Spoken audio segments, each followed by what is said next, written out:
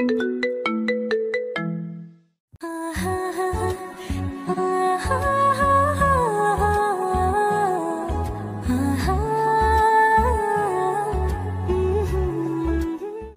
একটা মেয়েকে ভালোবাসে আর মেয়েটাও রাফিকে ভালোবাসে, কিন্তু সমস্যা হলো মেয়েটার বাবা মেয়েটাকে বিয়ে দিয়ে দিচ্ছে। আর মেয়েটা মানে নীলিমা যদি রাফিকে না পায় তাহলে আত্মহত্যা করবে। ও, তাহলে আমাকে কি করতে হবে? আমরা ঠিক করেছি আজকে রাফি আর নীলিমার বিয়ে দিয়ে দেব। আর দেখো, বিয়ে যদি না দিই তাহলে দুজন দুজনকে হারিয়ে ফেলবে। এতে কে কখন কি করে বসে তা তো বলা যায় না। আর তোমার কাজ হলো বিয়ে হওয়ার পর যত প্রশাসনিক সমস্যা হবে তা সলভ করা। সমস্যা নেই, আমি এই দিকটা সামনে নিব। কিন্তু রাফির পরিবার কিংবা রাফি যদি মেয়েটাকে ছেড়ে দেয় তাহলে কিন্তু সমস্যা হতে পারে। না না, কখনো ছেড়ে দিবে না, এটা আমার বিশ্বাস। তারপরও আমি ভালোভাবে বলবো। ঠিক আছে। তো আব্বু, কখন বিয়ে হবে? রাতে মামি। ও আচ্ছা, অনেক কথাই হলো, চলো এবার লাঞ্চ করবে। হুম, চলো। মামি, তিশা এখনো কলেজে আসেনি? তিশা হলো আমার একমাত্র মামাতো বোন, এবার মেডিকেল সেকেন্ড ইয়ারে। না, এখনো আসেনি, আজকে নাকি আসতে দেরি হবে। ও চলো খাবে। চলো। এরপরে মামা আর মামির সাথে লাঞ্চ করে কিছুক্ষণ কথা বলে রুমে এসে ঘুমিয়ে পড়লাম। বিকেলে ঘুম থেকে উঠে আসরের নামাজ পড়ে রুম থেকে বের হয়ে দেখি তিশা সোফায় বসে টিভি দেখতেছে, আর আমাকে দেখেই বলল, ভাইয়া আজকে নাকি তোর কোনো এক বন্ধুর বিয়ে? হ্যাঁ রাফির। তো কিছু বলবি? বলছিলাম তুই কবে বিয়ে করবি? আমার সম্পর্কে তো তুই জানিস, তারপরেও এই কথা জিজ্ঞেস করতেছিস কেন? না, এমনি বললাম। আর তুই কতদিন এভাবে থাকবি? না আছে গার্লফ্রেন্ড, না আছে বউ।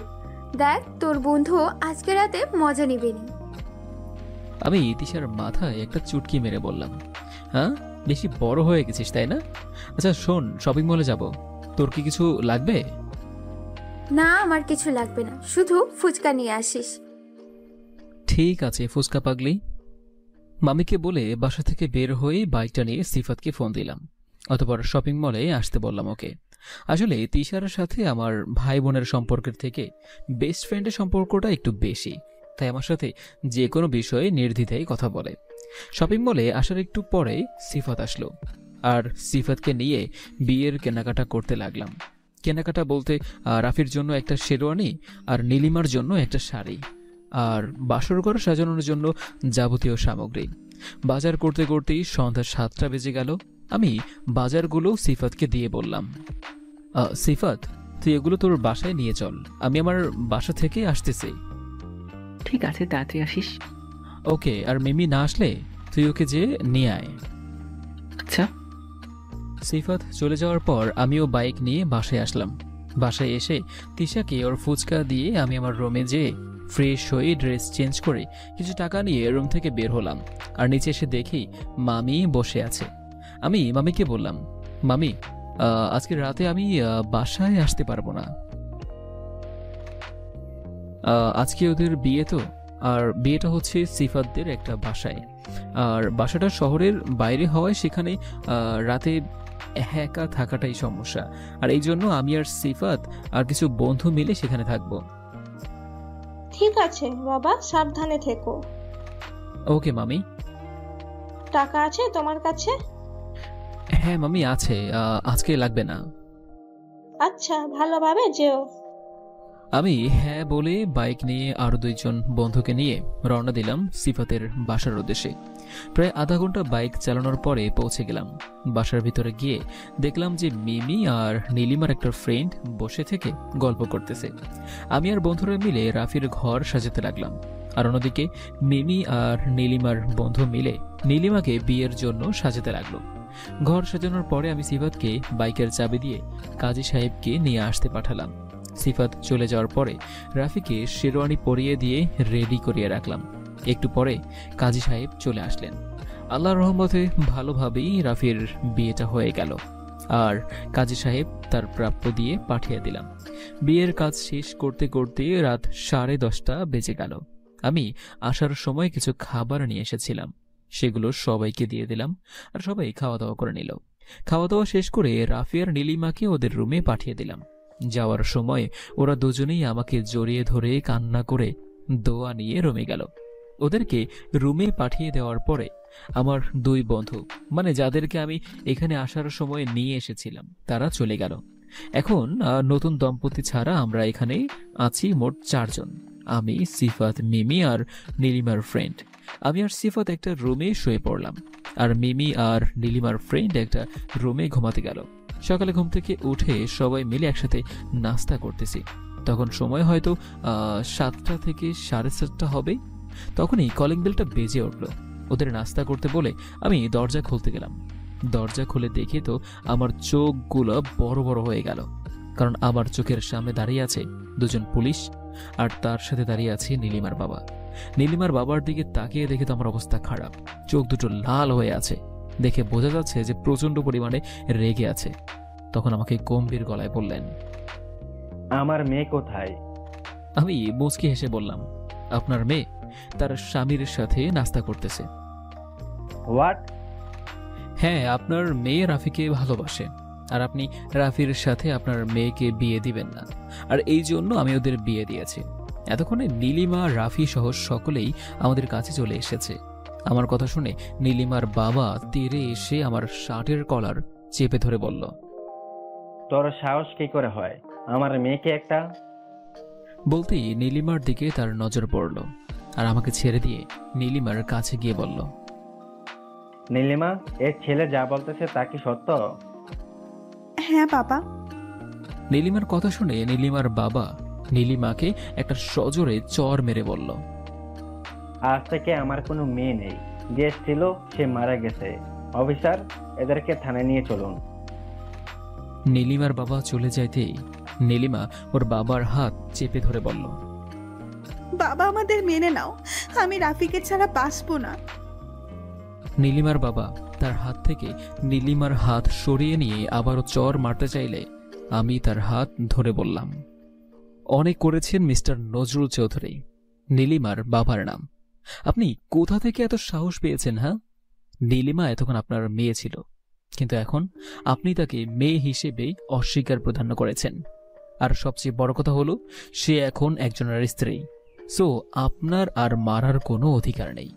নীলিমার বাবা আমার কথায় আরো রেগে গিয়ে পুলিশ অফিসারকে আমাদের থানায় নিয়ে যেতে বলল। এরপর আবার কি, আমাদের 6 জন, মানে নীলিমা, রাফি, সিফাত, মিমি আর নীলিমার ওই ফ্রেন্ড আর আমাকে পুলিশের গাড়িতে করে থানায় নিয়ে আসলো। থানায় নিয়ে আসার পর আমাদেরকে একটা রুমে ঢুকিয়ে রাখে, বাইরে থেকে তালা দিয়ে কনস্টেবল চলে গেল। ওরা সবাই একটা ঘোরের মধ্যে আছে। ওরা ভাবতেছে যে কি থেকে কি হয়ে গেল, কিন্তু আমার কোনো চিন্তা নেই, কারণ মামাকে ফোন দিলে এখান থেকে বের হতে আমার 5 সেকেন্ডও সময় লাগবে না। কিন্তু আমি দেখতে চাচ্ছি যে এখানে কি হয়। রাফি সহ ওরা সবাই অন্যমনস্ক হয়ে বসে আছে, আর আমি বসে থেকে কানে হেডফোন লাগিয়ে মাথা নিচু করে গান শুনতেছি। আমি রুমের দরজার বিপরীত দিক হয়ে বসে আছি, তবে কেউ যদি রুমে প্রবেশ করে তাহলে সে আমার সামনে না আসা পর্যন্ত আমাকে দেখতে পাবে না। হঠাৎ করে রুমের দরজা খোলার আওয়াজ পেলাম। আমি সেদিকে না তাকিয়ে গান শুনতেছি। একজন পুলিশ বলতেছে, ম্যাম, এরা এই কয়েকজন এই মেয়েটাকে এই ছেলের সাথে জোর করে বিয়ে দেয়, আর আমরা এদের সেখান থেকে তুলে এনেছি। পুলিশটার কথা শুনে অবাক না হয়ে আর পারলাম না। আমি পুলিশটাকে দেখার জন্য পিছনে মাথা ঘোরাতেই আমি বসা থেকে উঠে দাঁড়িয়ে গেলাম। আমি কাকে দেখতেছি? কারণ এটা আর কেউ নয়, এটা হলো আমার এক্স গার্লফ্রেন্ড সামিয়া, যার জন্য আমি আজ নিজের শহর ছেড়ে এখানে চলে এসেছি। সামিয়াও আমার দিকে অবাক দৃষ্টিতে তাকিয়ে আছে। পুলিশের মানে কনস্টেবলের ডাকে সামিয়ার ঘোর কাটল। ম্যাম, কোথায় হারিয়ে গেলেন? না, কি মানে বলুন? কনস্টেবল আমাকে দেখিয়ে দিয়ে বললেন, এই ছেলে হলো এদের লিডার। সামিয়া আমার দিকে তাকিয়ে বলল, ও তাহলে এখনো লুচ্চামো শেষ হয়নি? সামিয়ার কথা শুনে ওরা কিছুটা অবাক হয়ে গেল, কারণ আমার সম্পর্কে এমন রিপোর্ট একটা পুলিশ অফিসার দিবে তা অবাক হওয়ারই বিষয়। তবে আমি অবাক না হয়ে বরঞ্চ একটা মুচকি হাসি দিয়ে পিছনে ঘুরে গান শোনার জন্য মনোযোগ হলাম। সামিয়া কনস্টেবলকে আমাকে শাস্তি মানে মারার হুকুম দিয়ে বাইরে চলে গেল। এখনো আমার প্রতি তোর এত রাগ, বুঝবি একদিন। আমার বন্ধুদের জন্য এক রুম আর আমাকে অন্য রুমে নিয়ে গেল। এই রুমে শুধু আমি একাই আছি। আর একটু পরে কনস্টেবল একটা রশি নিয়ে এসে আমাকে বাঁধল। আর বাঁধার পরে যেই না আমাকে মারতে যাবে ঠিক তখনই আমার এই রুমে একজনের আগমন ঘটল। তাকে দেখার পরে কনস্টেবল সাহেব আমাকে মারার জন্য যেই লাঠি হাতে নিয়েছিল তা ফেলে দিয়ে সেই আগন্তুকের কাছে চলে গেল। আর সেই আগন্তুক লোকের চোখে মুখে ছিল স্পষ্ট রাগের ছাপ। আর এরপরে সেই লোকটা ধীরে ধীরে আমার কাছে আসলো। আর তার পিছে পিছে আসতেছিল সামিয়া সহ এই থানার সকল পুলিশ। সেই লোকটা আর কেউ নয়, সেই লোকটা হলো আমার মামা। মামা আমার কাছে আসতেই আমি সামিয়ার দিকে তাকিয়ে একটা মুচকি হাসি দিলাম। মামা আমার কাছে এসে আমাকে দেখার পর পিছনে ফিরে সামিয়ার কাছে গিয়ে গম্ভীর গলায় বলল, ও দোষ কি? ওকে বেঁধে রেখেছেন কেন? সামিয়া আমতো আমতো করে বলল, আসলে স্যার এই ছেলেটা এই মেয়েকে জোর করে তুলে নিয়ে যেয়ে ওর বন্ধুর সাথে বিয়ে দিয়েছে। জাস স্টার্ট আপ। আপনি কি জানেন এই ছেলেকে? সামিয়া অবাক হয়ে বলল, না স্যার। এটা হলো আমার ছেলে শাহিদ হাসান শাহী। আর তার দোষ কি জানেন?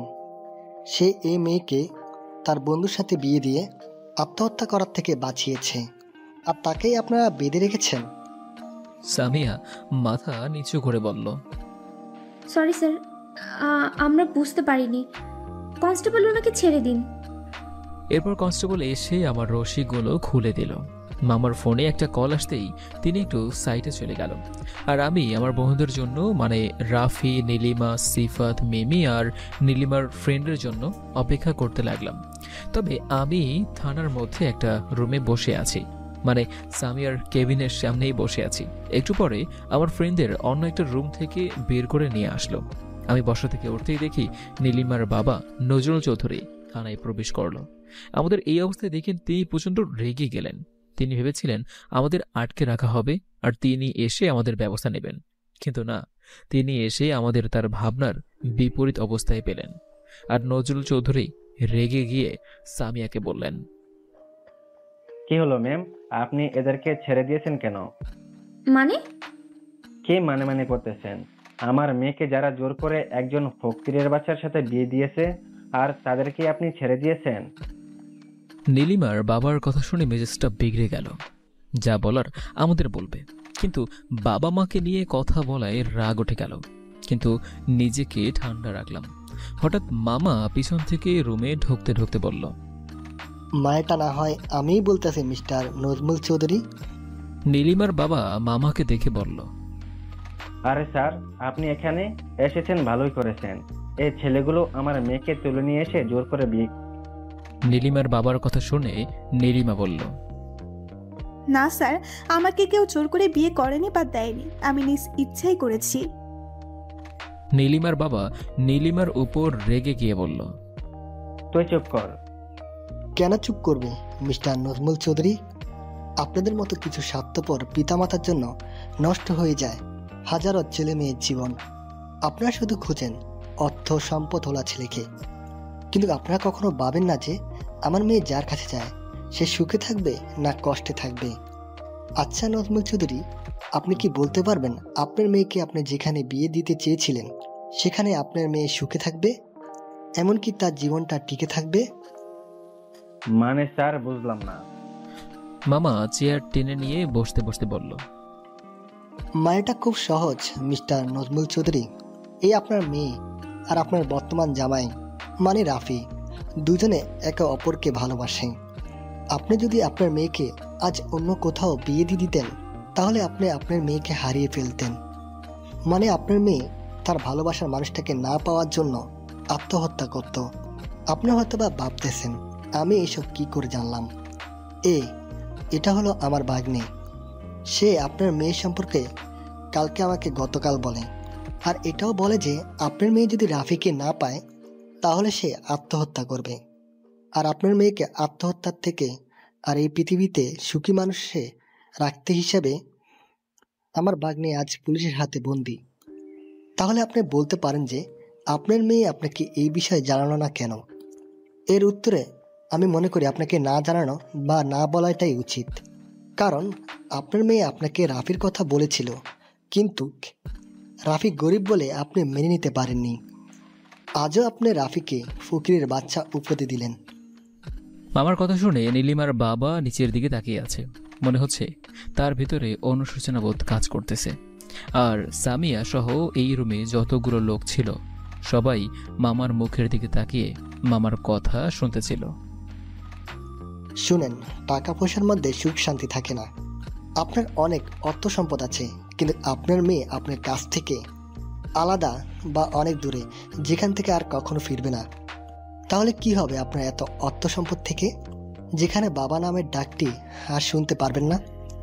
কি হবে এত বাড়ি গাড়ি অর্থ সম্পদ থেকে, যেখানে সন্ধ্যার পরে বালিশে মাথা রেখে সন্তানের কথা ভেবে চোখের পানি দিয়ে বালিশ ভিজিয়ে পরিশেষে আপনার মেয়ে রাফির কাছে সুখে থাকবে। সুতরাং তাকে মেনে নেয় আপনার স্ত্রীও। মামার কথা শুনে সকলেই স্তব্ধ হয়ে গেল।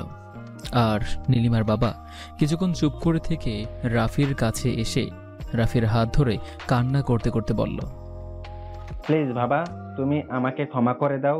আমি না বুঝে এতদিন তোমাকে অপমান করেছি। আমি এতদিন অর্থ সম্পদ মোহে পড়ে অন্ধ হয়ে গিয়েছিলাম। আমি কখনো ভাবিনি আমার মেয়ে কার কাছে সুখে থাকবে আর কার কাছে দুঃখে থাকবে। কিন্তু আখতারুজ্জামান স্যারের কথা শুনে আমি বুঝতে পারলাম আমার মেয়ে তোমার কাছে সুখে থাকবে, আর আমার মেয়ের সুখেই আমার সুখ। আঙ্কেল, আপনি আমার বাবার বয়সী, আপনি আমার কাছে ক্ষমা চাচ্ছেন কেন? আরে আপনার জায়গায় যে কেউ হলে একই কাজ করত। আমি আপনাকে আগেই ক্ষমা করে দিয়েছি আঙ্কেল।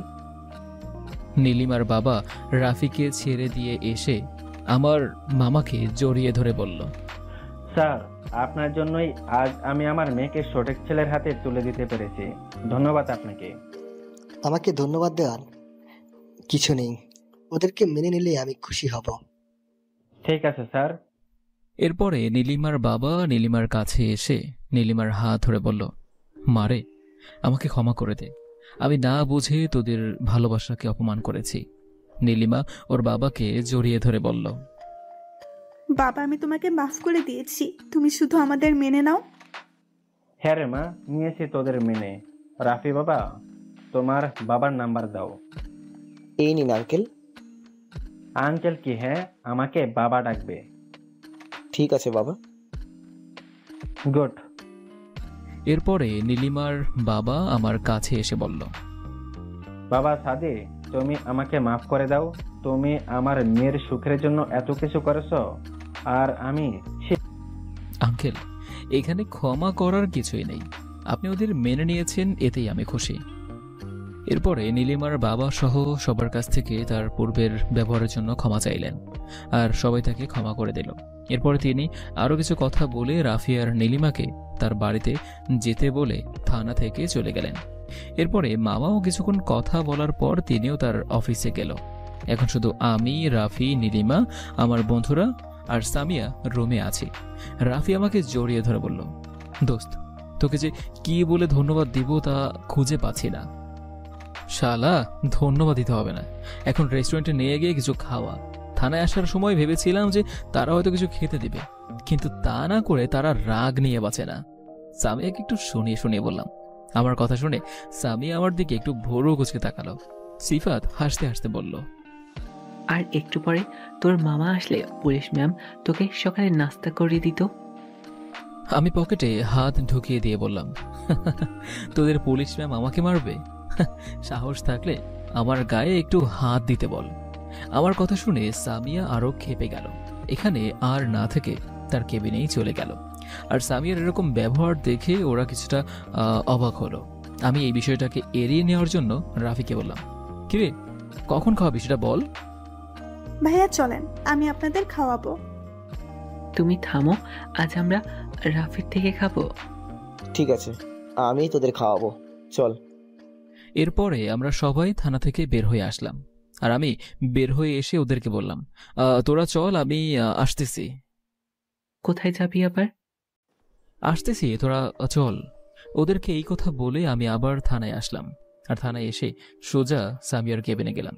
রুমে ঢুকে দেখে মিস রুমে নেই। আমি একটা চেয়ার টেনে বসে পড়লাম। একটু পরে ম্যাম ওয়াশরুম থেকে বের হয়ে আসলো। আমাকে তার রুমে দেখে তেড়ে এসে আমার জামার কলার চেপে ধরে আমার মুখের কাছে তার মুখ নিয়ে এসে বলল, তোর সাহস কি করে হয় আমার অনুমতি ছাড়া আমার রুমে আসার? আমি ওর ঠোঁট দুটোতে আমার ঠোঁটটা একটু হালকা ছুঁয়ে দিয়ে বললাম, এখনো তো তোর সেই তেজ ফোড়ায়নি দেখতেছি। হ্যাঁ, লক্ষ্য করলাম সামিয়ার ঠোঁট দুটি কাঁপতেছে। আমি আর নিজেকে সামলাতে না পেরে আবার 4 ঠোঁট এক করে দিলাম। সামিয়া ছাড়ানোর চেষ্টা করতেছে, কিন্তু আমার শক্তির কাছে পেরে উঠতে পারছে না। প্রায় 5 মিনিট পর ছেড়ে দিয়ে বললাম, এত দেমাগ কিন্তু ভালো নয়, বুঝতে পেরেছিস? আর হ্যাঁ, মিষ্টির স্বাদটা কিন্তু অসাধারণ ছিল। বলেই একটা চোখ টিপ দিয়ে রুম থেকে বের হয়ে আসলাম। মনে মনে ভাবতেছি যে আমাকে কষ্ট দেওয়ার ফলে এখন হারে হারে টের পাবে মিস সামিয়া। আমি থানা থেকে বের হয়ে বাইরে এসে দেখি বন্ধুরা আমার জন্য অপেক্ষা করতেছে। আমাকে দেখে রাফি বলল, কিরে, কোথায় গিয়েছিলি? একটু কাজ ছিল, চল তাড়াতাড়ি। কেউ আর কথা না বাড়িয়ে 3টা রিক্সা নিয়ে রওনা দিলাম রেস্টুরেন্টের উদ্দেশ্যে। আমি আর সিফাত এক রিক্সায়, রাফি আর নীলিমা এক রিক্সায়, মিমি আর নীলিমার ফ্রেন্ড এক রিক্সায়। শাহিদ সামিয়ার রুম থেকে বের হয়ে যাওয়ার পরে সামিয়া বিড়বিড় করে বলতেছে, শয়তান ছেলে বলে নাকি আমার তেজ এখনো কমেনি। আমার তেজ আছে, তাহলে আমাকে কিস করলি কেন? আমি কি সরকারি জিনিস? এখন তো দেখতে আগের থেকে ভালো হয়েছিস, আবার বলে আমার মিষ্টির স্বাদ নাকি অসাধারণ। শয়তান ছেলে। আমরা একটা রেস্টুরেন্টের সামনে এসে রিক্সা থেকে নামলাম। ভাড়া মিটিয়ে রেস্টুরেন্টে ঢুকে 6 জন মিলে একটা টেবিল বুক করলাম। একটু পরে ওয়েটার আমাদের অর্ডার নিতে আসলো। আমরা যে যার মতো ইচ্ছা মতো অর্ডার করলাম। খাওয়া দাওয়া শেষ করে রাফি বিল দিল, আর এরপরে রেস্টুরেন্ট থেকে বের হয়ে যে যার বাসায় যাওয়ার জন্য রিক্সা নিয়ে রওনা দিলাম। আর রাফি আর নীলিমার বাসায় গেল। আর আসার সময় সিফাতকে বললাম আমার বাইকটা ওর বাসা থেকে নিয়ে আসতে। আমি বাসায় এসেই কলিং বেল বাজাতেই মামি এসে দরজা খুলে দিল। মামির সাথে কিছুক্ষণ কথা বলে রুমে এসে ফ্রেশ হয়ে শুয়ে পড়লাম, কারণ গত রাতে ভালো করে ঘুম হয়নি। বালিশে মাথা দিতেই ঘুমিয়ে গেলাম। সন্ধ্যায় তিশার ডাকে ঘুম ভাঙল। ঘুম থেকে উঠে ফ্রেশ হয়ে হালকা নাস্তা করে ছাদে গেলাম। ছাদে গিয়ে দোলনায় বসতেই মনে পড়ে গেল 3 বছর আগের কথা। ডুব দিয়ে দিলাম 3 বছর আগের সেই অতীতে। অতীত। ভাইয়া, ও ভাইয়া, ওঠো। আর কত ঘুমাবে? আজকে আমাকে ঘুরতে নিয়ে যাবে না? হ্যাঁ আপু, তুই যা, আমি আসতেছি। ঠিক আছে। এই কথা বলে সাফিয়া আমার রুম থেকে বের হয়ে গেল। ও, আপনাদের তো বলাই হয়নি, সাফিয়া হলো আমার একমাত্র আদরের বোন। আমার পরিবারের মোট সদস্য সংখ্যা হলো 4 জন, বাবা, মা, বোন আর আমি। বাবা হলেন এখানকার, মানে নওগাঁর একটা কলেজের প্রিন্সিপাল, আর মা গৃহিণী। আমি এবার ইন্টার 2nd ইয়ারে, আর সাফিয়া এবার 9ম শ্রেণীতে। এই নিয়েই আমাদের পরিবার। আজকে শুক্রবার দুপুরে নামাজ পড়ে এসে লাঞ্চ করে ঘুমিয়েছিলাম। আমার বোনের ডাকে আমার ঘুম ভেঙে গেল। আজকে নাকি তাকে ঘুরতে নিয়ে যেতে হবে, আমিও নিয়ে যাই। ফ্রেশ হয়ে ড্রেস চেঞ্জ করে রুম থেকে বের হয়ে নিচে আসলাম। নিচে এসে দেখি আমার আব্বু আম্মু সোফায় বসে থেকে গল্প করতেছে। আমাকে দেখে আম্মু বলল, কোথায় যাবি বাবা? আম্মু, সাফিয়া নাকি আজকে ঘুরতে যাবে, তাই ওকে নিয়ে একটু ঘুরতে যাব। আম্মুর সাথে কথা বলতেই সাফিয়া রুম থেকে সেজে গোজে বের হয়ে নিচে আসলো। ঠিক আছে, ভালোভাবে যাবি। ঠিক আছে আম্মু। বাসা থেকে বের হয়ে আসতেই আব্বু বলল, সাইদ, গাড়ি নিয়ে যাও। না আব্বু, রিক্সায় চলে যাব। আচ্ছা যাও। এরপরে আমি সাফিয়াকে নিয়ে বাসা থেকে বের হয়ে আসলাম। রাস্তায় এসে একটা রিক্সা নিয়ে ঘুরতে বের হলাম। বাইক আছে, কিন্তু আজকে নিয়ে আসতে মন চাইল না। প্রথমে একটা পার্কে আসলাম। পার্কে 2 ভাই বোন কিছুক্ষণ আড্ডা দিয়ে একটা ফুচকার দোকানে গিয়ে 2 ভাই বোন মিলে একসাথে ফুচকা খেলাম। আর ফুচকা খাওয়ার পরে আরেকটু ঘোরাফেরা করে আবার একটা রিক্সা নিয়ে বাসায় আসলাম। আর বাসায় আসতে আসতেই সন্ধ্যা হয়ে গেল। রুমে এসে ফ্রেশ হয়ে নামাজ পড়লাম। নামাজের পরে কিছুক্ষণ স্টাডি করলাম। আর একটু পরে সাফিয়া এসে ডিনার করার জন্য ডেকে গেল। আমিও ডিনার করার জন্য নিচে গেলাম। ডাইনিং টেবিলে যেয়ে দেখি আব্বু, আম্মু আর সাফিয়া আমার জন্য অপেক্ষা করতেছে। আমি গিয়ে আম্মুর পাশে বসলাম। আম্মু আমাকে তার হাত দিয়ে তুলে খাইয়ে দিল। এটা আম্মুর নিত্যদিনের রুটিন। আর আমাকে খাইয়ে দেয়া দেখে সাফিয়া গাল ফুলিয়ে বলল, আম্মু, তুমি শুধু ভাইয়াকেই বেশি আদর করো, আমাকে একটুও করো না। আমার আম্মুটা তো দেখছি রাগ করেছে, এসো তোমাকে খাইয়ে দিই। সাফিয়া খুশি হয়ে আম্মুর অন্য পাশে বসলো।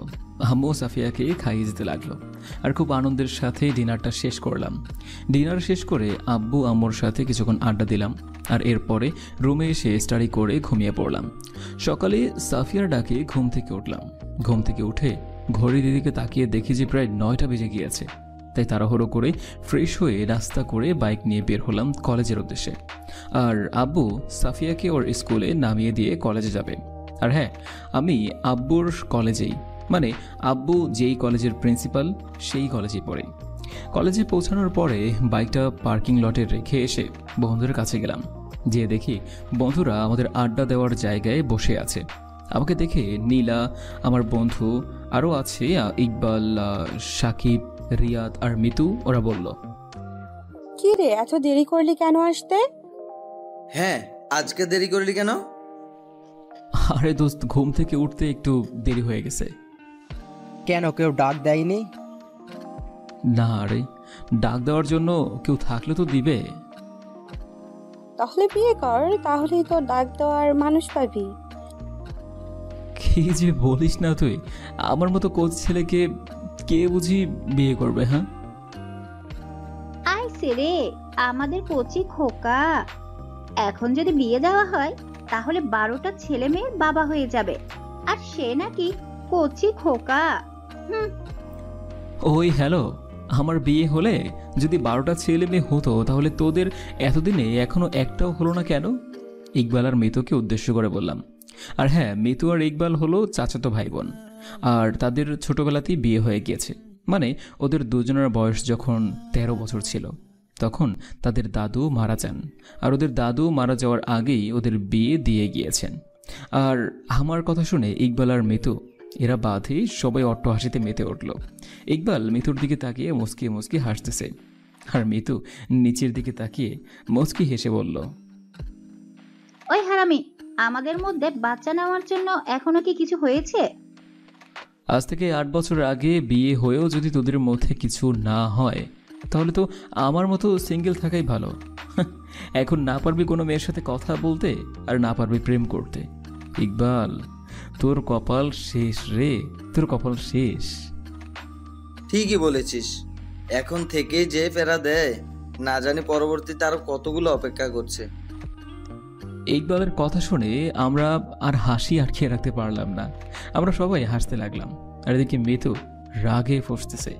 আর মিতু রেগে গিয়ে ইকবালকে বলল, আমি তোকে প্যারা দেই তাই না? দাঁড়া, আগে বাসায় চল, তোকে দেখাচ্ছি মজা। ইকবাল মিতুর মাথায় হাত বুলিয়ে দিতে দিতে বলল, কে বললো তুমি আমাকে প্যারা দাও? তুমি তো আমার মিষ্টি বউ, খালি আদর করো। মিতু ওর মাথা থেকে এক ঝটকায় ইকবালের হাতটা ছাড়িয়ে নিয়ে বলল, আমাকে আর পাম দিয়ে লাভ হবে না, আমি এমনিতেই মিষ্টি। আমরা বসে থেকে ওদের দুজনের এসব কাহিনী শুনতেছি। হঠাৎ মেয়েলি কণ্ঠে পিছন থেকে কে যেন বলল, এখানে শাহিদ হাসান শাহিকে। মেয়েটির কথা শুনে পিছনে তাকাতেই তো আমি হাঁ হয়ে গেলাম। এটা আমি কাকে দেখতেছি? এটা মেয়ে নাকি পড়ে? টানা টানা মায়াবী চোখ, মনে হচ্ছে সেই চোখগুলোতে ডুব দিয়ে সারা জীবন কাটিয়ে দেই। হঠাৎ রিয়াদের ধাক্কাধাক্কিতে আমার ভাবনার ছেদ ঘটল। এই শাহিদ, তোকে কখন থেকে ডাকতেছি। ও হ্যাঁ, না মানে বলো। মেয়েটা তোকে ডাকতেছে। আমি মেয়েটিকে বললাম, হ্যাঁ বলুন। আপনি কি শাহিদ হাসান শাহি? হ্যাঁ। আসলে আমি এই কলেজে ট্রান্সফার হয়ে এসেছি। প্রিন্সিপাল স্যারকে কিছু ভালো বন্ধুর কথা বললে তিনি আমাকে আপনাদের কাছে পাঠালেন। আমি কি আপনাদের বন্ধু হতে পারি? আমি কি বলবো ভেবে পাচ্ছি না। আমার ক্রাশ আমার কাছে এসেছে ফ্রেন্ড হওয়ার জন্য, ভাবা যায়? আমি বললাম, হ্যাঁ বন্ধু হতে পারো, কিন্তু তুমি করে বলতে হবে। মেয়েটি মুচকি হেসে বলল, ঠিক আছে, বলবো। ও, মুচকি হাসি দেখে তো আমি আবারও এই মেয়ের প্রতি ক্রাশ খাইলাম। কি তার হাসি! উফ, মনটা চাচ্ছে সারাক্ষণ তাকিয়ে থাকে। আমি বললাম যে এসো পরিচয় করিয়ে দেই। এরপরে আমার সকল বন্ধুদের সাথে মেয়েটিকে পরিচয় করিয়ে দিলাম। আমি ওকে জিজ্ঞাসা করলাম, তোমার নাম কি? আমার নাম সামিয়া আক্তার। হায় আল্লাহ, চেহারা যেমন সুন্দর, নামটাও তো তেমন সুন্দর। এরপরে আরও কিছুক্ষণ মেয়েটির সাথে আমাদের আড্ডা হলো, আর আড্ডা দিয়ে বাসায় চলে গেল। আজকে নাকি ক্লাস করবে না, আর যাওয়ার সময় আমার ফোন নাম্বারটা নিয়ে গেল। তারপর আমরা সবাই ক্লাসে গেলাম। সব ক্লাস শেষ করে সবাই মানে আমরা বন্ধুরা ক্যান্টিনে গেলাম। আর এটা আমাদের প্রতিদিনের একটা কাজ আর কি। ক্যান্টিনে যাওয়ার পর যে যার মতো অর্ডার করলাম। আর হ্যাঁ, আজকেই খাওয়ানোর দায়িত্ব হলো মিতুর, মানে ইকবালের জানুর। খাওয়া দাওয়া করতে করতে সাকিব আমাকে জিজ্ঞাসা করলো, আচ্ছা সাইদ, তুই আমাকে একটা কথা বলবি? বল। তুমি তো কোনোদিনও কোনো মেয়েকে সহজে বন্ধু বানাতে চাস না, কিন্তু আজকে তোর কি এমন হলো যে মেয়েটিকে মানে সামিয়াকে একবার দেখার পর তুই তাকে বন্ধু বানাইলি? সাকিব ঠিকই বলেছে। আর তুই তো কোনো মেয়ের দিকে ভুলেও তাকিয়ে দেখিস না, কিন্তু আজকে সামিয়াকে দেখার পর তুই অন্য জগতে হারিয়ে গিয়েছিলি। কি মামা, সামথিং সামথিং নাকি? আমি মুচকি এসে বললাম, আরে না, তেমন কিছু না। তুই আমাদের কাছে মিথ্যা বলার চেষ্টা করিস না, কারণ আমরা তোকে সেই ছোটবেলা থেকেই চিনি বা তোর সাথে চলাফেরা করি। সো কাহিনী কি বল? আসলে আমি সামিয়াকে প্রথম দেখাতেই ক্রাশ খেয়েছি। প্রথম দেখাতেই তাকে ভালো লেগে গেছে, যাকে বলতে পারিস আমি ভালোবেসে ফেলেছি। যাক মামা, তাহলে তুইও কাউকে ক্রাশ খাইলি। আরে ক্রাশ খাবে না কেন? আমাদের ভাবি কি দেখতে খারাপ নাকি? শহীদ ক্রাশ না খাইলে তো আমি নিজে প্রপোজ করতাম। কি বললি? কিছু না, আমি মজা করছিলাম আর কি। শাশুড়ি মাকে যদি আজ তোর কথা না বলেছি, তাহলে আমার নাম মিতু না। আমাকে ছাড়া অন্য মেয়ের দিকে নজর দেওয়া? এই না না লক্ষ্মী বউ আমার এমন করে না, আর কারো দিকে নজর দিব না বলে দিলাম। মনে থাকে যেন। ঠিক আছে মিষ্টি বউ। আমরা নিত্যদিনে ওদের ওসব দেখে অভ্যস্ত। প্রত্যেক দিনেই তারা এমন করে, তবে তাদের ভালোবাসার মধ্যে কোনো কমতি নেই, দিন দিন বেড়েই চলেছে। খাওয়া দাওয়া শেষ করে ক্যান্টিন থেকে বের হয়ে বন্ধুদের থেকে বিদায় নিলাম।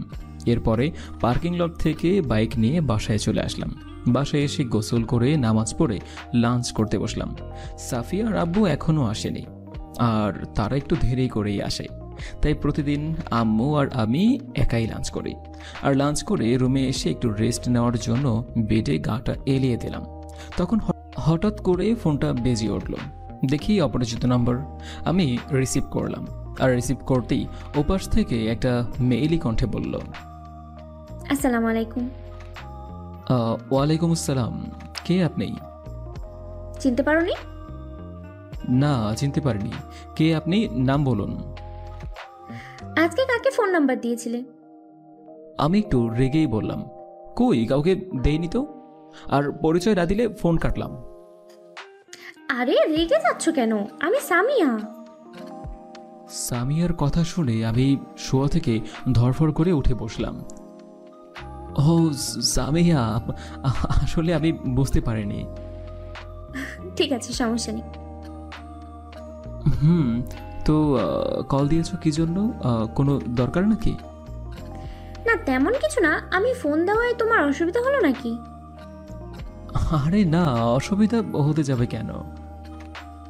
আমি আবার ভাবলাম আমি ফোন দেওয়ার তোমার জিএফ এর সঙ্গে কথা বলতে অসুবিধা হচ্ছে বুঝি। আরে কি যে বলো না, আমার কোনো জিএফ নেই। সত্যি? কিন্তু তোমার এতে খুশি হওয়ার কারণ কি? সেটা তুমি বুঝবে না। আর শোনো, আজকে বিকেলে ফ্রি আছো?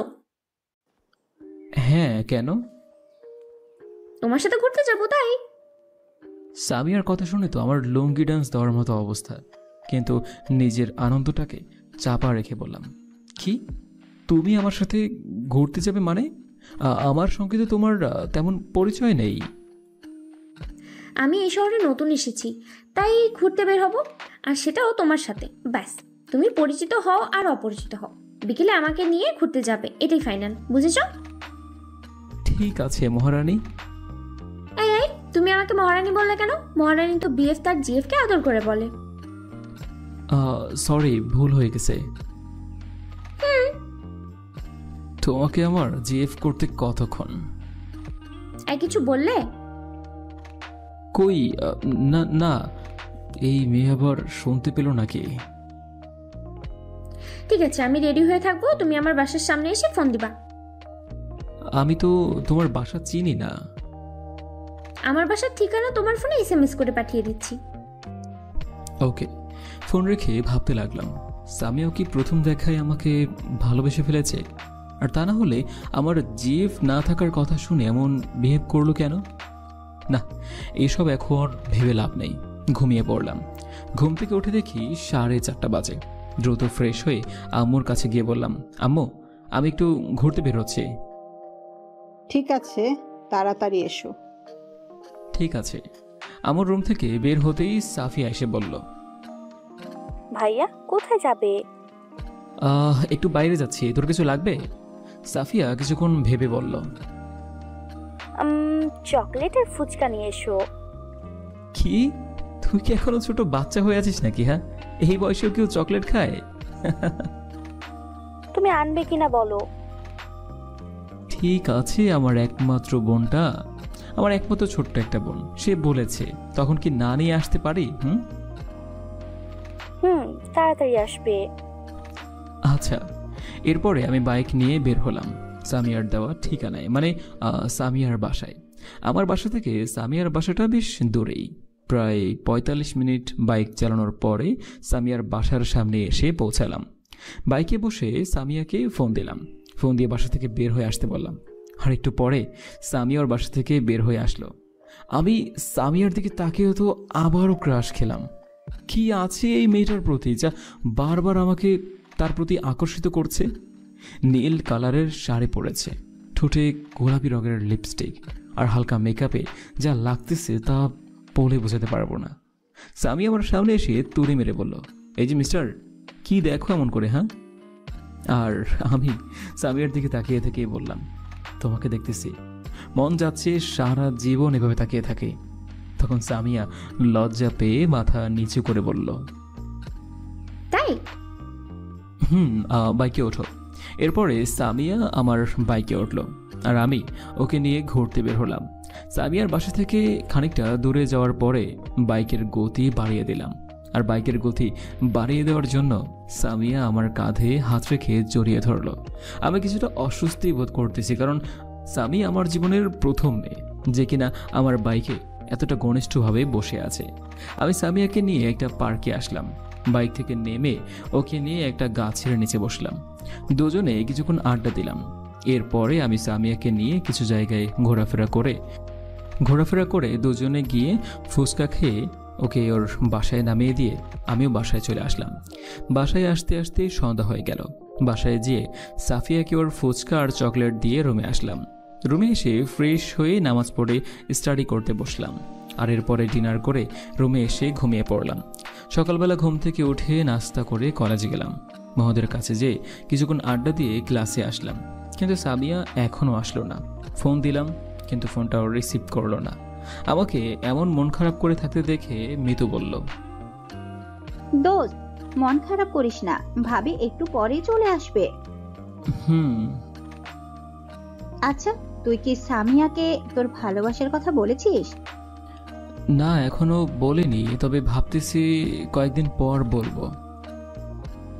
ঠিক আছে, কিন্তু বেশি দেরি করিস না, না হলে পাতি ফুরুত করে উড়াল দিবে। আমি মুচকি এসে বললাম, তুই ঠিক বলেছিস। আমরা কথা বলতে বলতেই সামিয়া ক্লাসে ঢুকলো। আর ঢুকে সোজাই আমার পাশে এসে বসলো। এতে ক্লাস রেস্টুরেন্টরা সবাই কিছুটা অবাক হলো, কারণ আজ পর্যন্ত কোনো মেয়ে আমার পাশে বসে নেই। সামিয়া আমার পাশে বসতেই আমি সামিয়াকে বললাম, আসতে এত দেরি হলো কেন? রাস্তায় রিক্সা পাচ্ছিলাম না তাই। ও, কিন্তু আমার ফোনটা তো রিসিভ করবে। জানো, তোমার জন্য আমার কত চিন্তা হচ্ছিল। সামিয়া মুস্কি হেসে বলল। কেন কেন আমার জন্য তোমার এত চিন্তা কিসে? আমিও প্রতি উত্তরে একটা মুস্কি হাসি দিয়ে বললাম, সেটা তুমি এখন বুঝবে না, তবে সময় হলেই বুঝবে। তাই? হ্যাঁ। এরপর ক্লাসে স্যার আসলো, একে একে সব ক্লাস করলাম। আর ক্লাস শেষ করে আমি, সামিয়া, ইকবাল, মিতু, নীলা, রিয়াদ আর সাকিব এই কজন ক্যান্টিনে গেলাম। আর আজকে আমি ওদেরকে খাওয়ালাম। ক্যান্টিন থেকে বের হয়ে আমি সামিয়াকে একটা রিক্সায় উঠিয়ে দিয়ে ওর বাসায় পাঠিয়ে দিলাম। আর হ্যাঁ, সামিয়ার বাসা থেকে তার বিপরীত দিকেই আছে আমার বাসা। আমিও বন্ধুদেরকে বলে বাইক নিয়ে বাসায় আসলাম। আর এভাবেই কেটে গেল 1 মাস। আর এই 1 মাসে সামিয়া আর আমি অনেকটা ক্লোজ হয়ে গিয়েছি। সে আমার অনেক কেয়ার করতে লাগলো। সামিয়া মাঝে মাঝে আমাদের বাসায় আসে।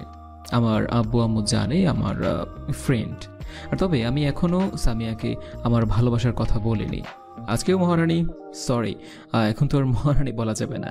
মানে সামিয়া বায়না ধরেছে আজকে বিকেলে ওকে নিয়ে ঘুরতে যেতে হবে। বিকেলে ঘুম থেকে উঠে ফ্রেশ হয়ে ফোনটা হাতে নিয়ে দেখি সামিয়ার 50টার উপরে মিস কল। হায় আল্লাহ, আজকে কপালে খারাপ কিছুই আছে। কারণ যেই কদিন ঘুরতে যাওয়ার সময় সামিয়া আমাকে ফোনে না পেয়েছে, সেই কদিন সামিয়া সোজাই আমাদের বাসায় চলে এসেছে। তাড়াতাড়ি করে নিচে এসে দেখি আজকেও তার ব্যতিক্রম হয়নি। ম্যাম সোফায় বসে থেকে আম্মু আর সাফিয়ার সাথে কথা বলতেছে। আমাকে দেখে দাঁড়িয়ে গেল। এরপরে আমি আম্মুকে বলে সামিয়াকে নিয়ে ঘুরতে বের হলাম। বাইক নিয়ে আসলাম আব্দুল জলিল শিশু পার্কে। বেশ কিছুক্ষণ ঘোরাফেরা করার পরে সামিয়াকে নিয়ে একটা ফাঁকা জায়গায় বসলাম। তারপর আমি সামিয়াকে জিজ্ঞাসা করলাম, সামিয়া, তোমার কি বিএফ আছে? না, নাই, তবে একজনকে নিজের থেকেও বেশি ভালোবাসি। সামিয়ার কথাটা শুনে আমি আমার চারপাশটা কেমন যেন অন্ধকার হয়ে গেল। ভালোবাসার কথাটা না বলতেই আমি দেবদাস হয়ে গেলাম। তাহলে সামিয়া এতদিন আমার এতটা কেয়ার করলো কেন? আমি মন খারাপ করে মাথা নিচু করে বসে আছি। সামিয়া আমার এমন অবস্থা দেখে মুচকি এসে বলল, কি হলো, তোমার মুড অফ হয়ে গেল কেন? না, আমি ঠিক আছি। সামিয়া বসা থেকে উঠে আমার সামনে এসে আমার হাত ধরে বলল, শাহিদ, তুমি কি আমাকে ভালোবাসো? সামিয়ার কথা শুনে আমি অবাক হয়ে গেলাম। আমি সামিয়ার চোখে চোখ রেখে বললাম, তুমি কি কিছুই বুঝতে পারো না আমি তোমাকে ভালোবাসি কি না? না বললে কি করে বুঝবো বলো? আমি সামিয়ার হাত দুটি শক্ত করে ধরলাম আর বললাম, হ্যাঁ সামিয়া, আমি তোমাকে ভালোবাসি। তোমাকে প্রথম দেখাতেই আমার ভালো লাগে, আর এখন সেটা ভালোবাসায় পরিণত হয়ে গিয়েছে। তাহলে আমাকে আগে বলোনি কেন? আমি অন্যদিকে তাকিয়ে বললাম, ভয় করতাম যদি তুমি আমাকে ভুল বুঝে ছেড়ে চলে যেতে, তাহলে হয়তো আমি তিলে তিলে শেষ হয়ে যেতাম। এতটাই ভালোবেসেছিলাম তোমাকে, কিন্তু আজ তোমাকে আমার সেই জমানো কথাগুলো না বলার জন্য আজ তার চেয়েও বেশি কষ্ট পেতে হচ্ছে। সামিয়া অবাক হয়ে বলল, কেন? এই তো আমার মনের কথাগুলো তোমাকে না বলার জন্য আজ তুমি তোমার মনে অন্য কারোর জন্য বাসা বেঁধেছ। আগে যদি তোমাকে আমার ভালোবাসার কথা বলতাম তাহলে হয়তোবা এই কষ্টটা আমাকে পেতে হতো না। কথাগুলো বলতে বলতে আমার চোখের কোণায় পানি চলে আসলো। সামিয়া তার আঙুল দিয়ে আমার চোখের পানি মুছে দিয়ে বলল, এই পাগল, আমি আমার মনে কার জন্য বাসা বেঁধেছি জানো? যার জন্য আমি আমার মনে বাসা বেঁধেছি সে আর কেউ নয় রে পাগল, সেটা তুমি। তোমাকে আমি প্রথম দেখাতেই ভালোবেসে ফেলেছি।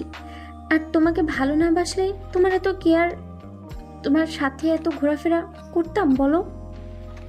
সামিয়ার কথা শুনে অবাকের উপর অবাক হয়ে গেলাম। আমি সামিয়াকে জড়িয়ে ধরে বললাম, তাহলে তুমি আমাকে বলনি কেন? জানো কত কষ্ট পেয়েছি। তাই?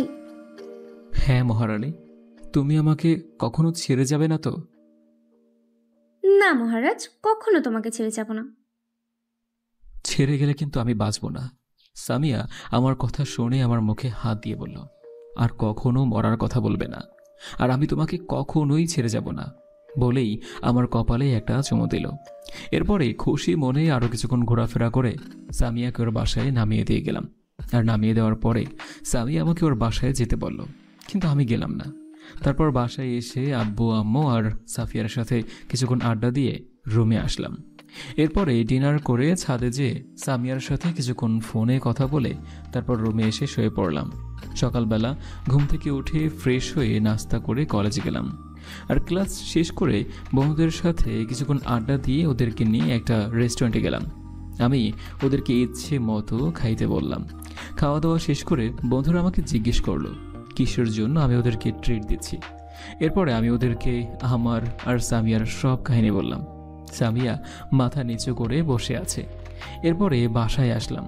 আর বাসায় এসে গোসল করে নামাজ পড়ে লাঞ্চ করে ঘুমিয়ে পড়লাম। লেখাপড়া করে আড্ডা দিয়ে সামিয়াকে নিয়ে ঘোরাফেরা করে কাটিয়ে দিলাম একটি বছর। আর সামিয়া আমার ভালোবাসা আগের থেকে অনেকটা জোরালো হয়েছে। তবে মাঝে মাঝে সামিয়া আমাকে সন্দেহ করে। আর আমি যদি মেয়েদের সাথে মানে বন্ধুদের সাথে একটু কথা বলি তাহলে আমার সাথে ঠিক মতো কথা বলবে না। আর আমিও তেমন কিছু মনে করি না, হয়তো ভালোবাসাটা বেশি হওয়ার আর এই জন্যই আমাকে সন্দেহ করে, পূর্ণ বিশ্বাস করতে পারছে না, তাই এমন করা হয়তো। পরবর্তীতে ঠিক হয়ে যাবে। আর কয়েকদিন পর আমাদের ইন্টার ফাইনাল পরীক্ষা। এখন লেখাপড়ায় একটু বেশি সময় দিতে হচ্ছে, আর যার ফলে সামিয়াকে বেশি সময় দিতে পারছি না। পরীক্ষা শুরু হয়ে গেল। পরীক্ষার মধ্যে সামিয়াকে নিয়ে তেমন ঘোরাফেরাও করা হয়নি, শুধু কথা হয়েছে। আজকে পরীক্ষা শেষ হলো। আল্লাহর রহমতে ভালোভাবেই পরীক্ষাটা দিলাম। সকালে ঘুম থেকে উঠে ফ্রেশ হয়ে নাস্তা করে সাফিয়া আর সামিয়াকে নিয়ে ঘুরতে বের হলাম, কারণ পরীক্ষার জন্য বেশ কয়েকদিন থেকে সামিয়াকে নিয়ে কোথাও ঘুরতে যাওয়া হয়নি। ঘোরাফেরা করে বাসায় আসলাম। বাসায় এসে গোসল করে জোহরের নামাজ পড়ে লাঞ্চ করে ঘুমিয়ে পড়লাম। আর এভাবেই কেটে গেল প্রায় 1 মাস। বিকেলে রুমে বসে আছি, তখন আম্মু এসে বলল, বাবা, তিশা মানে তোদের মামাতো বোন আমাদের এখানে আসতেছে, তুই বাস স্ট্যান্ডে যেয়ে তিশাকে একটু নিয়ে আয়। তিশা কখন বাস স্ট্যান্ডে এসে পৌঁছাবে? আমাকে একটু আগে ফোন দিয়ে বলল আরও আধ ঘন্টা পরে এসে পৌঁছাবে। ঠিক আছে আম্মু, যাচ্ছি। তারপর বাইক নিয়ে বাসা থেকে বের হয়ে বাস স্ট্যান্ডে চলে আসলাম। আর আমাদের বাসা থেকে বাস স্ট্যান্ড আর বাইক নিয়ে আসতে 7 থেকে 8 মিনিট সময় লাগে। বাস স্ট্যান্ডে এসে বাইক থেকে নামতেই ফোনটা বেজে উঠল। পকেট থেকে ফোনটা বের করে দেখি সামিয়া ফোন দিয়েছে। রিসিভ করতেই সামিয়া বলল, এই কোথায় আছো তুমি? আমি তো একটু বাস স্ট্যান্ডে এসেছি। ও কখন আসবে? প্রায় আধা ঘন্টা পর। ঠিক আছে, এসো। সামিয়ার সাথে কথা বলে ফোনটা পকেটে রাখতেই তিশা যে বাসে আসার কথা ছিল সেটা চলে এসেছে। আর আধা ঘন্টা পরে আসার কথা ছিল, কিন্তু এখনই আসলো কেন? যাকে এসব ভেবে লাভ নেই। তিশা বাস থেকে নেমে আমাকে দেখতে পেয়ে দৌড়ে এসে জড়িয়ে ধরে বলল, ভাইয়া কেমন আছিস? ভালো আছি আপু, তুই কেমন আছিস? আমিও ভালো আছি। তারপর তিশাকে বাইকে উঠিয়ে নিয়ে বাসায় যাওয়ার জন্য রওনা দিলাম। মাঝ রাস্তায় এসে তিশা একটা ফুচকার দোকান দেখতে পেয়ে আমার কাছে বায়না ধরলো ফুচকা খাবে। আমি আর না করলাম না, কারণ আমিও তিশাকে নিজের বোনের মতোই ভালোবাসি। বাইক থেকে নেমে দুজনে ফুচকার দোকানে গিয়ে বসলাম। তিশা আর আমি পাশাপাশি বসলাম। আর ফুচকার দোকানটা রাস্তার পাশে হওয়ায় যে কেউ আমাদেরকে রাস্তায় থেকে স্পষ্টভাবেই দেখতে পারবে। আর একটু পর ফুচকাওয়ালা মামা এসে 1 প্লেটে ফুচকা দিয়ে গেলেন, তবে 1 প্লেটেই ডাবল প্লেটের ফুচকা ছিল। আমি তিশাকে ফুচকা খাইয়ে দিচ্ছি আর তিশা আমাকে খাইয়ে দিচ্ছে। আর হ্যাঁ, ছোটবেলায় যখন তিশা আমাদের বাসায় থাকতো তখন থেকেই কিন্তু আমি তিশাকে নিজের হাতে খাইয়ে দিতাম। বলতে পারেন যে আমার হাতে খাবার খাওয়া ছাড়া তিশার পেট ভরে না। আর এই অভ্যাসটা তো এখনও আছে। হঠাৎ করে কে যেন এসে আমার শার্টের কলার চেপে ধরলো। তাকিয়ে দেখি সামিয়া রাগে চোখ মুখ লাল হয়ে গেছে। আর আমাকে কিছু বলতে না দিয়েই সামিয়া ঠাস ঠাস করে 2টা চর মেরে বলল, এটাই তোর বাস স্ট্যান্ড? বাস স্ট্যান্ডের নাম করে তুই এখানে মেয়ে নিয়ে ফুর্তি করতেছিস? সামি, আমার কথাটা শোনো। কি শুনবো? হ্যাঁ, আমাকে ছেড়ে তুই অন্য মেয়ের সাথে নষ্টি ফষ্টি করে বেড়াচ্ছিস কেন? তুই আমার ভালোবাসাকে নিয়ে খেললি। আমি সামিয়ার হাত ধরে বললাম, সামিয়া প্লিজ, তুমি আমার কথাটা তো শোনো। সামিয়া ওর পা থেকে জুতা খুলে আমার গালে 2টা মেরে বলল, তুই আর কখনো আমার নাম মুখে নিবি না। তোকে ভালোবাসাটাই আমার জীবনের সবচেয়ে বড় ভুল। তোকে ভালো মনে করে তোর সাথে সম্পর্ক করেছিলাম, কিন্তু কি করলি এটা? তুই একটা প্রতারক। তুই কখনো আমার সামনে আসবি না। তোকে দেখে এখন আমার ঘৃণা হয়, জাস্ট ঘৃণা।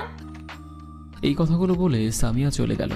তিশা ওকে থামিয়ে কিছু বলতে চাইল, বাট আমি তিশাকে থামিয়ে দিলাম, কারণ এতদিনে সে আমার ভালোবাসাটাকে বুঝতে পারল না। এতক্ষণে অনেক লোক জড়ো হয়ে গিয়েছে, সবাই আমাকে নিয়ে বাজে মন্তব্য করতেছে।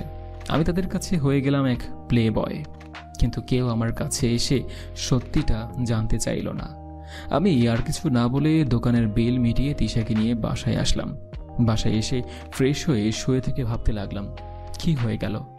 সামিয়া একটা ছোট্ট বিষয় নিয়ে এরকম বিহেভ করবে তা ভাবতেও পারেনি। সন্দেহ করাটাই স্বাভাবিক ছিল, কিন্তু সে তো বিষয়টা আগে ভালোভাবে জানবে। হঠাৎ তিশা আমার রুমে এসে আমার পাশে বসে বলল, ভাইয়া, আমার জন্য আজ তোর এমন হলো, প্লিজ তুই আমাকে মাফ করে দে। আমি তিশাকে বললাম, আরে পাগলি, এটা স্বাভাবিক ব্যাপার, পরে এমনিতেই ঠিক হয়ে যাবে, চল নিচে যাই। চলো। আর হ্যাঁ, তিশা আমার আর সামিয়ার সম্পর্কে সবকিছু জানে।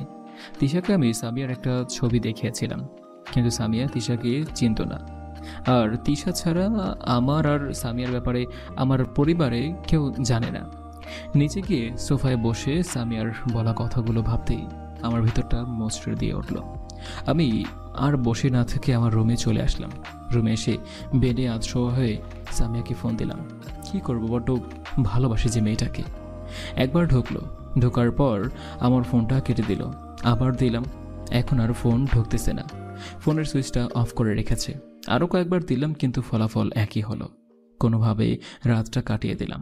সকালে ঘুম থেকে উঠে ফোন হাতে নিয়ে চেক করে দেখলাম সামিয়ার ফোন আসছে কিনা। না, একটা ফোনও দেয়নি। সামিয়াকে ফোন দিলাম, কিন্তু আবারও গত রাতের মতো সুইচ বন্ধ করে রেখেছে। এর আগেও সামিয়া আমার সাথে কথা না বলে ফোন সুইচ অফ করে রেখেছিল, তাই আমি আজকে বেশি গুরুত্ব দিলাম না। তারপরেও মনের ভিতর অজানা ভয় বাসা বাঁধতেছে। ফ্রেশ হয়ে নাস্তা করে রুমে এসে আবার শুয়ে পড়লাম। কখন যে ঘুমিয়ে পড়েছি তা বলতেই পারবো না। সাফিয়ার ডাকে ঘুম থেকে উঠলাম। ঘুম থেকে উঠে ফোনটা হাতে নিয়ে দেখি সামিয়ার কোনো ফোন এসেছে কিনা। দেখলাম যে না, কোনো ফোনই আসেনি। তারপর আমি আবার সামিয়াকে ফোন দিলাম, কিন্তু আবারও সুইচ অফ। আমার মনে সামিয়াকে হারানোর ভয়টা আরও বেশি করে বেড়ে গেল। আমি ফ্রেশ হয়ে আর দেরি না করে বাইক নিয়ে সামিয়ার বাসার উদ্দেশ্যে রওনা দিলাম। সামিয়ার বাসায় এসে কলিং বেল বাজাতেই সামিয়ার আম্মু এসে দরজা খুলে দিলেন। আসসালামু আলাইকুম আন্টি, কেমন আছেন? ওয়ালাইকুম সালাম। আলহামদুলিল্লাহ ভালো আছি বাবা, তুমি কেমন আছো? আলহামদুলিল্লাহ। ভিতরে এসো বাবা। আন্টির সাথে বাসার ভিতরে ঢুকলাম। আন্টি আমাকে সোফায় বসতে বললেন। আমি সোফায় বসে আন্টিকে জিজ্ঞেস করলাম, আন্টি, সামিয়া কোথায় গিয়েছে? সামিয়া তো ওর কোনো এক ফ্রেন্ডের বাসায় গিয়েছে। কেন, তোমাকে বলে যায়নি? আন্টির কথা শুনে আমার দুনিয়া যেন উল্টো পাল্টো হয়ে যাচ্ছে। এবার বুঝি সত্যি আমি সামিয়াকে হারিয়ে ফেললাম। কাঁপা কাঁপা কণ্ঠে আন্টিকে বললাম, না আন্টি, বলেনি তো। আপনাকে কি বলেছে যে কোন ফ্রেন্ডের বাসায় গিয়েছে? আমাকে তো বলেনি বাবা। কখন গিয়েছে? আজকে সকালে গিয়েছে। ও, তোমাদের মধ্যে কিছু হয়েছে নাকি?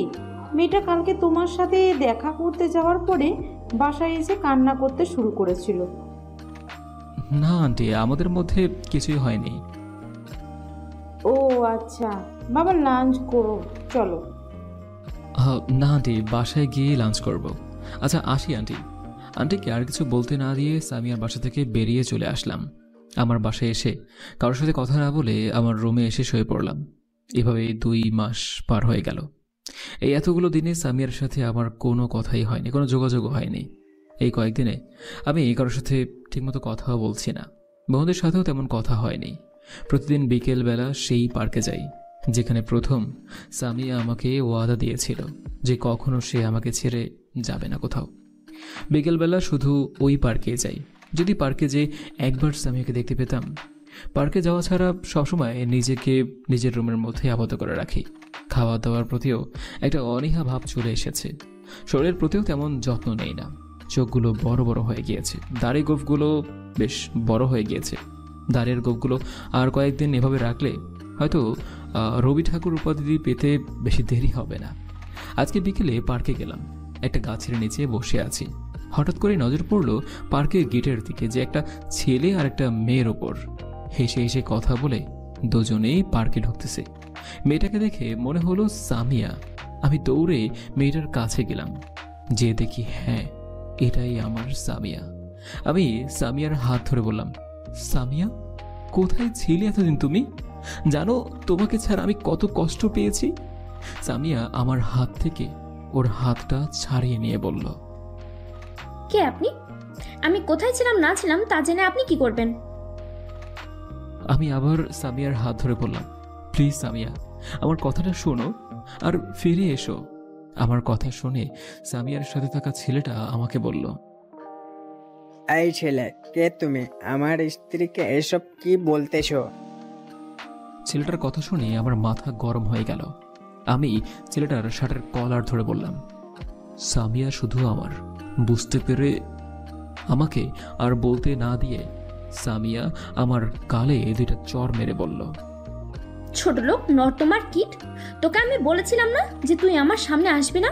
তারপরও কেন এসেছিস, লুচ্চা কথাকার? বলেই আবার দুইটা চড় মারল। সামিয়ার কথা শুনে আমার চোখ দিয়ে পানি পড়তে লাগলো। পাশে দাঁড়িয়ে থাকা কয়েকটা ছেলে সামিয়ার কাছে এসে বলল, কি হয়েছে আপু? দেখো না ভাইয়া, এই ছোট লোক লুচ্চা আমার সাথে লুচ্চামি করতে এসেছে। আমার বয়ফ্রেন্ড তাকে বাধা দেওয়া, সে আমার বয়ফ্রেন্ডকে মেরেছে। আমি চোখের পানি ফেলতেছি আর সামিয়ার কথাগুলো শুনতেছি। হায় রে সামিয়া, এটাই তোর ভালোবাসা? হ্যাঁ, আর এটাই তোর ওয়াদা? আচ্ছা আপনি যান, আমরা একে দেখতেছি। সামিয়া ওর সাথে থাকা ছেলেকে বলল, চলো জানো, এসব লুচ্চা ছোট লোকের কথাই কিছু মনে করো না। আর ভাইয়ারা, আপনারা ওর এমন ব্যবস্থা করবেন যাতে সে কোনো মেয়ের দিকে তাকাতে না পারে। এই কথা বলেই সামিয়া আমার দিকে তাকিয়ে একটা মুচকি হাসি দিয়ে ওর সাথে থাকা ছেলেটার হাত ধরে হাঁটা ধরল। এদিকে সামিয়ার কথাগুলো শুনে ছেলেগুলো আমাকে ইচ্ছে মতো মারতে লাগলো। সেই দিকে আমার কোনো ভ্রক্ষেপ নেই। আমি অপলক দৃষ্টিতে সামিয়ার যাওয়ার দিকে তাকিয়ে আছি, আর আমার ঠোঁটের কোণে ফুটে রয়েছে একটা মুচকি হাসির রেখা। ছেলেগুলো আমাকে কতক্ষণ ধরে পিটিয়েছে তা বলতে পারবো না, কারণ সামিয়ার দেওয়া আঘাতের কাছে এই ছেলেগুলোর দেওয়া আঘাত আমার কাছে কিছুই মনে হচ্ছে না। চোখ খুলে দেখি আমি একটা গাছের নিচে পড়ে আছি।